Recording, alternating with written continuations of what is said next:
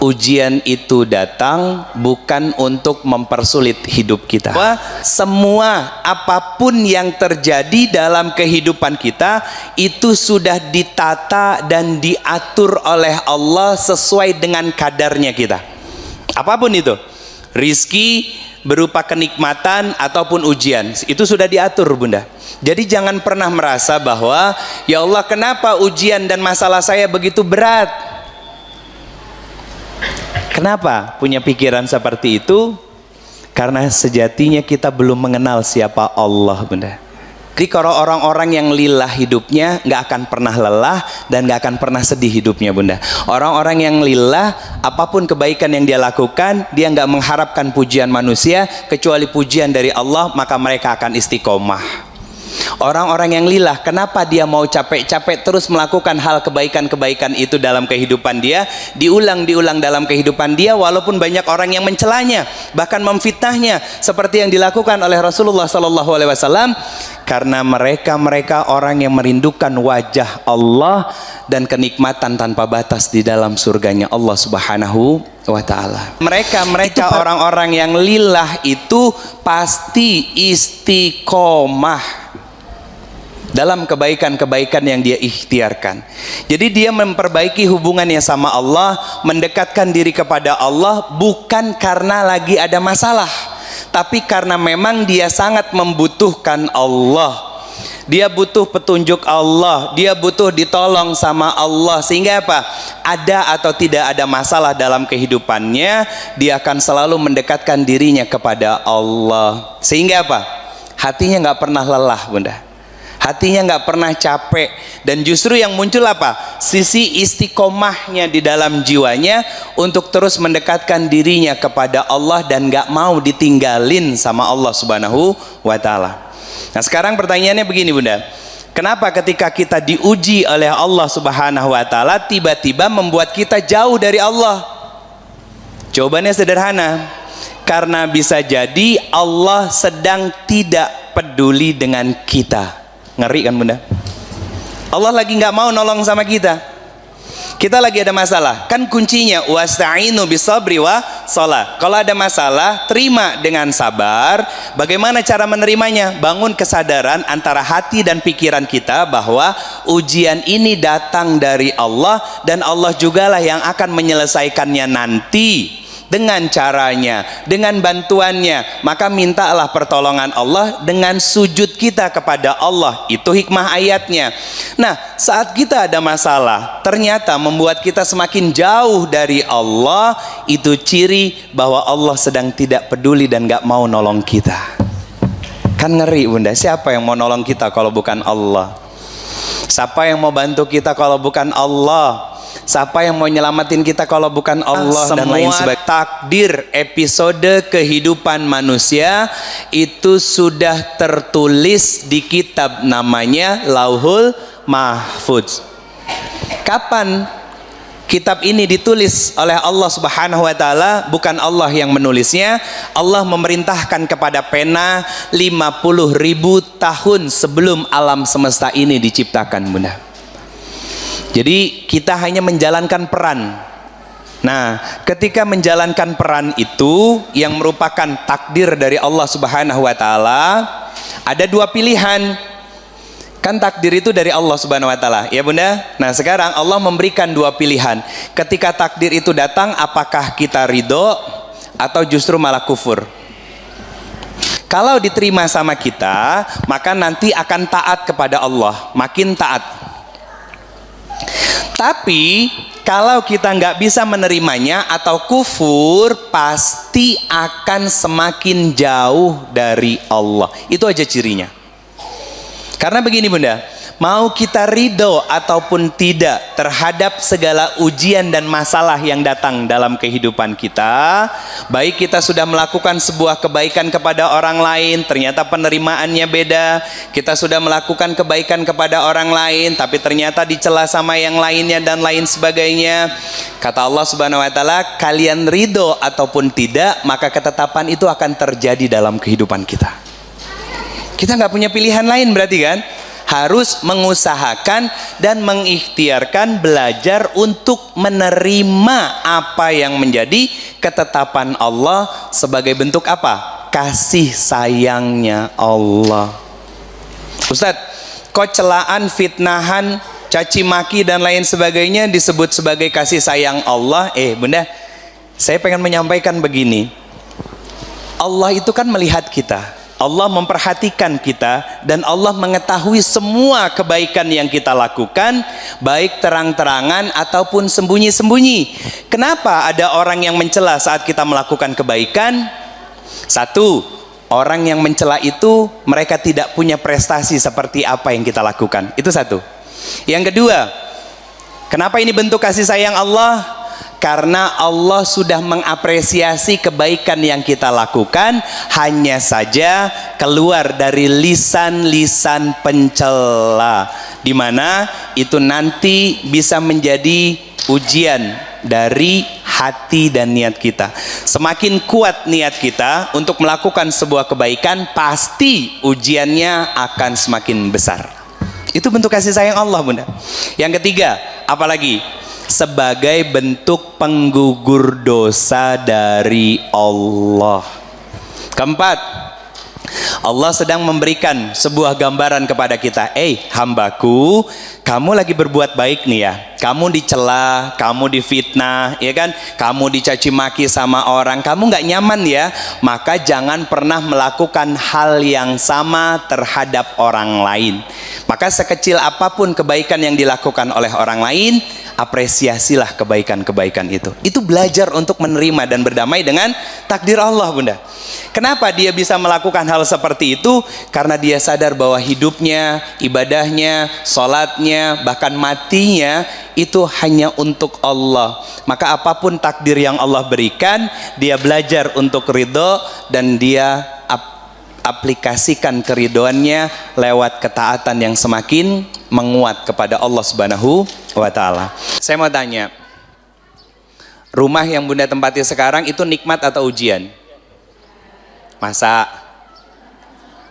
Ini berdasarkan pengalaman pribadi, itu nikmat atau ujian?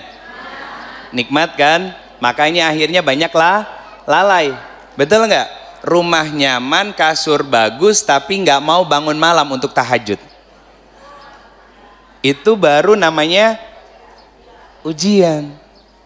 Sehingga kita lupa sama Allah Subhanahu wa Ta'ala. Akhirnya apa? Ketika contoh, bocor aja, ngomel nggak? Itu paling gampang, sederhana itu, Bunda. Akhirnya kita nggak nikmat ngejalanin kehidupannya. Karena apa? Berharap rumah yang bagus, mewah ini itu sempurna. Mustahil, Bunda. Kenapa kita sulit untuk berdamai dengan takdirnya Allah? Karena hati sama pikiran tidak sejalan. Hati membisikkan tentang kebaikan untuk mendekat kepada Allah, sedangkan pikiran itu seolah-olah menolak apa yang menjadi ketetapan dan takdir Allah. Contoh, dicela sama orang, enak nggak? Gak enak, Bunda. Hati berusaha untuk menerima sebagai sebuah takdir dari Allah, tapi pikiran, saya nggak mau, saya nggak terima, harus saya balas. Itu contohnya. Akhirnya apa? Karena nggak connect antara hati dan pikiran, hidupnya nggak tenang, hidupnya nggak nyaman, hidupnya nggak bahagia. Udah pasti itu. Ada harapan-harapan yang sering terlintas dalam pikiran kita, yang sebetulnya itu menjadi sebuah gangguan terhadap jiwa kita, terhadap apa yang menjadi keinginan kita dan apa yang menjadi kemauan dari Allah Subhanahu wa Ta'ala. Itu nanti berbenturan satu sama lain. Kita punya harapan, berarti itu keinginan kita, ya. Pertanyaannya, apakah sesuai dengan apa yang Allah mau? Itu yang belum tentu.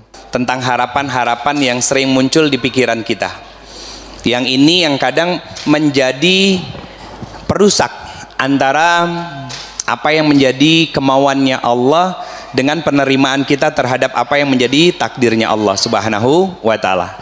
Harapan yang pertama, ini yang sering muncul. Kita sering berharap orang lain berperilaku dan berbuat sebagaimana kita berbuat baik kepada mereka. Iya apa enggak? Iya kan? Coba kurang baik apa mama sama papa? Kurang sabar apa mama sama papa selama ini, tapi papa begitu terus? Ngalamin? Ngerasa? Itu salah bunda. Tapi manusiawi, iya betul manusiawi. Tapi apakah kita akan mengikuti sisi manusiawi kita terus-terusan? Enggak bunda. Sisi manusiawi itu berarti kan sisi perasaannya kita bunda. Nah, sisi perasaan itu lebih condong, lebih cenderung pada dorongan hawa nafsu dan dorongan dari setan. Kan kita nggak mau disalah-salahin terus sama setan. Bukan disalah-salahin secara sikap, tapi langkah kita jadi salah karena mengikuti dan memperturuti apa yang menjadi bisikan setan. Kita nggak mau bunda. Nah, apa yang harus kita lakukan? Mengikis harapan-harapan seperti itu. Kenapa? Kan berbuat baik bagian dari ibadah, betul? Kalau kita melakukannya lillah, nggak mungkin baper dan nggak mungkin sakit hati, dan nggak mungkin juga kita kemudian mengungkit-ungkit kebaikan yang sudah kita lakukan terhadap orang lain, bunda. Itu satu. Yang kedua, kita sering berharap tidak ada hal buruk terjadi dalam kehidupan kita. Betul nggak? Ngimpi itu namanya bunda. Selama kita hidup pasti akan diuji oleh Allah. Dan Allah mengatakan bahwa ujian-ujian dalam kehidupan kita atau kemalangan-kemalangan yang terjadi dalam kehidupan kita itu tidak lepas dari ulah tanganmu sendiri. Itu kaidahnya lagi bunda, dari Allah di surat Asy-Syu'ara. Allah menyampaikan bahwa segala kemalangan, segala masalah, segala ujian, apapun keburukan yang datang dalam kehidupan kalian itu terjadi karena ulah tangan kalian sendiri. Contoh begini bunda, kita disakitin sama orang, mungkin kita pernah menyakiti orang lain juga. Atau kalau misalkan kita sudah berhati-hati, ternyata kita pernah menyakiti Allah. Gimana caranya Ustadz menyakiti Allah? Banyak bunda. Salah satunya kita tidak menunaikan apa yang menjadi hak-haknya Allah. Dalam hal ibadah, itu menyakiti hatinya Allah. Iya. Itu akan melukai Allah bunda. Akhirnya apa? Allah tegur kita, disentil kita lewat apa? Lewat makhluknya untuk mengingatkan kita, sehingga kita innalillahi wa inna ilaihi rajiun, kembali kepada Allah akhirnya. Apa yang dilakukan akhirnya habis itu? Bertaubat, beristighfar, minta ampun sama Allah atas kezoliman diri sendiri, sadar banyak dosa, sadar banyak khilafnya. Itu cara Allah mengingatkan kita. Lewat apa? Lewat masalah, lewat musibah. Jadi mustahil kalau kita berharap dalam kehidupan kita itu semuanya baik-baik saja. Jangan salah bunda ya. Fir'aun dan Namrud aja hampir tidak pernah sakit dalam kehidupan mereka. Bagi mereka itu adalah nikmat. Salah, itu adalah ujian yang akhirnya menghadirkan kesombongan dalam dirinya. Nah, sama bunda merasa bahwa hidupnya lempeng-lempeng aja, ya kan? Anak sehat semua, karir suami menanjak terus gitu kan? Kita sebagai seorang istri juga bergaul dengan siapa enak dan lain sebagainya. Hati-hati. Itu bisa jadi sebuah ujian yang terselubung yang Allah berikan dalam kehidupan kita, sehingga membuat kita terus semakin jauh dari Allah. Maka itu menjadi sebuah akumulasi ujian dari Allah yang disebut dengan istidraj. Karena nggak sedikit bunda, kita itu gagal melewati ujian dari Allah saat diberikan kesenangan oleh Allah. Betul nggak? Tapi kita tetap bisa terus mendekat kepada Allah, semakin taat kepada Allah. Kapan? Saat diberikan ujiannya berupa masalah. Makanya akhirnya masalah terus yang datang dalam kehidupan kita. Jika musibah itu membuatmu semakin dekat dengan Allah, maka itu adalah nikmat. Tapi jika nikmat membuatmu semakin jauh dari Allah, maka itulah musibah. Kalimatnya dibolak-balik Bunda, tapi maknanya sangat besar dan luar biasa. Jadi kalau diberikan nikmat oleh Allah, badan sehat, suami sehat, rajin ke masjid, anak-anak sehat, pekerjaan lancar, bisnis lancar, rumah nggak pernah ada masalah dan lain sebagainya, tapi itu mengantarkan kita semakin jauh dari Allah, maka itu yang disebut dengan musibah besar dalam kehidupan kita. Tapi kalau ternyata musibah dan ujian datang dalam kehidupan kita dan membuat kita semakin dekat dengan Allah, maka itulah rizki nikmat terbesar dari Allah Subhanahu wa ta'ala buat kita. Sesuatu yang membuat kita dekat dengan Allah itu jauh lebih utama daripada sesuatu yang Allah rizkikan ternyata membuat kita semakin jauh dari Allah. Itu akan menjadi kecelakaan dalam kehidupan kita. Sudah banyak Bunda contoh-contoh dan kisah-kisah dalam kehidupan kita, orang-orang yang dijauhkan oleh Allah Subhanahu wa ta'ala dari kenikmatan beribadah. Sehingga apa? Sehingga gini, biasanya gini Bunda, dulu waktu susah, sholatnya khusyuk, ibadahnya dijaga dan lain sebagainya, muncul satu persatu pertolongan Allah. Kemudian apa yang terjadi? Dia mulai lalai dengan ibadahnya, sampai akhirnya apa ibadah yang terakhir akan dicabut oleh Allah? Sholatnya Bunda. Sholatnya itu yang akan terakhir dicabut oleh Allah Subhanahu wa ta'ala sebagai bentuk kenikmatan kita dalam ketaatan kepada Allah dan Rasulnya. Itu yang akan terakhir nanti dicabut oleh Allah Subhanahu wa ta'ala.